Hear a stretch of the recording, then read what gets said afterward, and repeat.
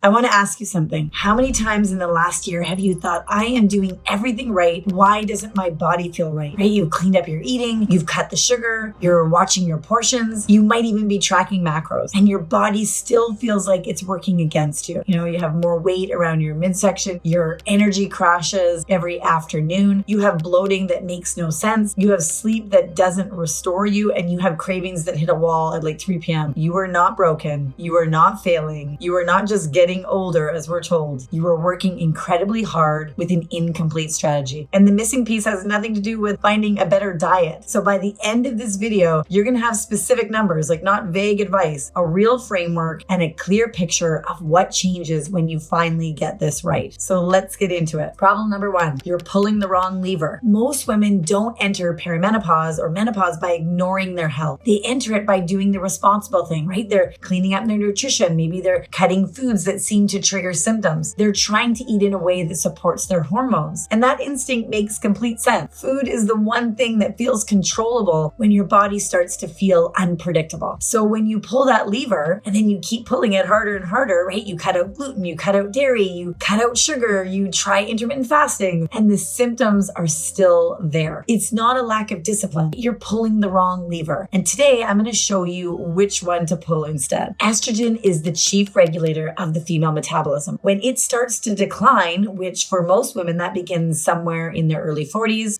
to mid 40s, and then your body just becomes measurably less efficient at burning energy. And there's data from one of the largest studies ever done on menopause that found that lean muscle mass declines while fat accumulation literally doubles during the menopause. Not increases, but doubles. You're not failing. The strategy is failing you. This week, I want you to do one thing. Write down every nutritional strategy that you've tried over the last 6 months. Every elimination, every cut, every phase. And then ask yourself honestly, did any of this create lasting, predictable improvement? If the answer is no, then that is your signal that something needs to come first. So what is that something? And what does the research actually say you need? Because this is important, because here's where it gets specific, and specific is where it gets genuinely useful. Problem 2, your body needs far more than you think. Let me give you a number that is going to change how you think about your body. Okay, so the government's recommended daily protein intake is like 0.8 grams, I think, per kilogram of body weight, not pound, kilogram. So that number was established as a minimum, right, to prevent protein deficiency in a sedentary adult. But it was not designed for a woman in perimenopause. It was designed so you don't get sick, right, which makes sense. The research for active women in perimenopause and menopause says you need to get up to 1 gram of protein per pound of body weight per day. So for a 150-pound woman, that's about 150 grams. And most women I assess are eating maybe 50, 60 grams. Like that is not a small gap. It's a completely different ballpark. I had a client, actually her name was Diane, 51 years old. And we found out her average daily intake was 60 grams. She thought she was eating high protein. She was eating half of what her body needs to preserve muscle that she already had, nowhere enough to actually build it. And her symptoms made complete sense once I saw that number, because the energy crashing afternoon, her sugar cravings at 3 p.m., her midsection weight gain that wouldn't shift despite eating less than she had in years. And here's what Diane didn't know, and what most women have been told. There is a term for what happens to muscle in perimenopause: anabolic resistance. Okay, so anabolic resistance, this is the reduced ability of muscle to build and repair from protein, and it's accelerated by hormonal decline in perimenopause and menopause. So we brought our protein up to 100 grams, not even that much, right? Added 2 progressive strength sessions per week. Within 6 weeks, her afternoon energy started to stabilize. In 10 weeks, the cravings had largely disappeared, and within 16 weeks, she had lost 4 inches from her midsection. She was eating way more food than she ever had in years. So the research for women, active women in this phase, targets about 1 gram of protein per pound of body weight. And here's the piece that most women miss entirely. It's not how much you have, it's how you distribute it. We want to aim for getting 35 to 40 grams at breakfast, not 10, not 15, because breakfast is the meal that most women underfuel. And it's the most critical window of triggering that muscle protein synthesis. So if you have no breakfast or a small breakfast and then you try to make it all up at dinner, you're not optimizing. Your body cannot bank the protein. Here's what 40 grams of protein actually looks like. So you might have 3 eggs plus a half a cup of egg whites, 150 grams of Greek yogurt. That's about 40 grams. In lunch, you might have 150 grams of grilled salmon or chicken.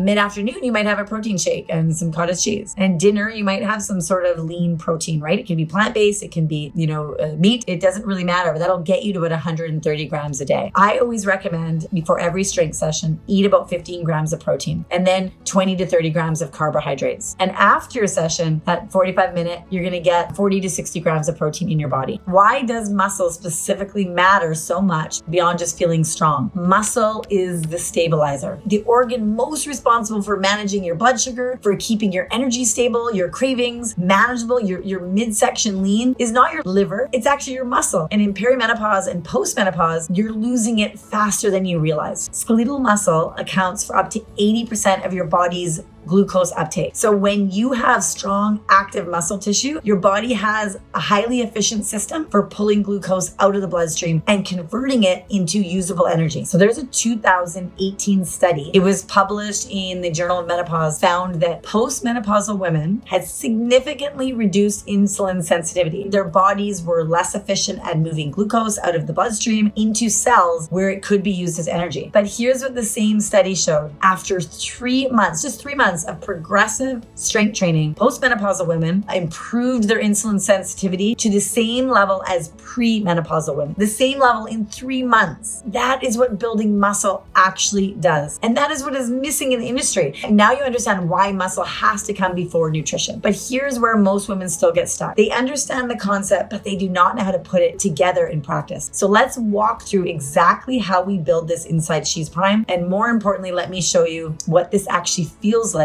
when it starts to work, because we want to understand what is the system, the sequence that makes everything work. Here's the thing most fitness content misses completely. It's not strength training or nutrition. It's the sequence. Strength and muscle first, then nutrition, precision, in that order. Because without the muscular foundation, your nutrition is working twice as hard to really produce half the results or no results. Most women I work with have tried 5, 6, 7 different elimination diets trying to fix how they feel. They almost always fail. Not because they lack discipline, because they skipped the one step that has to come first. Here is the exact sequence we use inside ShesPrime. And I'm going to be specific because this is where it becomes useful. Step 1, we assess before everything else. Before we change a single thing about how someone eats, we find out where is their strength actually? Where is their muscle mass at? Not where she thinks it is, but where is it actually at? We test lower body loaded strength. We test your upper body pulling, pushing capacity. We test cardiovascular recovery. We look at sleep quality, symptom patterns, and then stress load. Because you cannot build a nutrition strategy on top of a body you have not measured. You are just guessing. Step 2, we build the strength foundation. This is so key. 2 to 3 progressive strength sessions per week that have rhyme or reason, not 6, not every day. Quality over volume in this phase of life. 2 heavy resistant sessions per week that are coached so you're doing the exercises properly for effective body composition and metabolic health. In perimenopause and postmenopause, more is not necessarily better at this stage. Better is more. Step 3, we build nutrition around the training, right? Protein at 1 gram per body weight is distributed across 4 meals. We have 30 to 40 grams of protein per meal, 20 to 30 grams of carbs before your strength session, and 40 to 60 grams of protein post training. This is one that surprises most women. Carbohydrates are not the enemy. They are the fuel for muscle that is stabilizing everything else. When women cut carbs aggressively on top of strength training, they are starving the very system they are trying to build, right? Carbs at the right time support muscle. Muscle stabilizes blood sugar. Stable blood sugar reduces cravings. We're driving the carb restriction in the first place. It just becomes this cycle, this vicious cycle. Step 4, measure what actually matters, not just the scale. That is one small component, right? The scale tells you almost nothing useful when you are building muscle and losing fat at the same time. Women can lose 2 inches from the midsection and stay the same weight on the scale, right? Because muscle is denser than fat. We adjust based on real data, not how you felt on a random Tuesday. So right now, reframe your next 16 weeks, okay? Instead of what diet should I follow, ask these 3 questions. What is my current strength baseline? Am I eating 35 grams at breakfast of protein? Am I progressively strength training 2 to 3 times a week? If you cannot answer yes to all 3, you have your starting point. And what this actually will feel like. I think you want to know this. I want to paint a picture for you because I think you need to see what the other side of this actually looks like when you get the foundation in place. By week 4, the women I work with inside ShesPrime start sleeping better. Not perfectly, but more deeply. They wake up with energy that they've not felt in years. By week 8, the afternoon crashes start to ease. The 3 p.m. cravings that they felt that were uncontrollable are manageable. They're not gone, but they're manageable. By week 12, their clothes fit differently. Their composition has changed. Not because the number on the scale has dropped 20 pounds. It might have dropped 5 pounds. It might have not at all, but their body composition has shifted. They're not as soft around their midsection. They have more definition around their arms and legs. They have physical strength that shows up when they move. By week 16, they have strength numbers that they are proud of. They're real, they're measurable improvements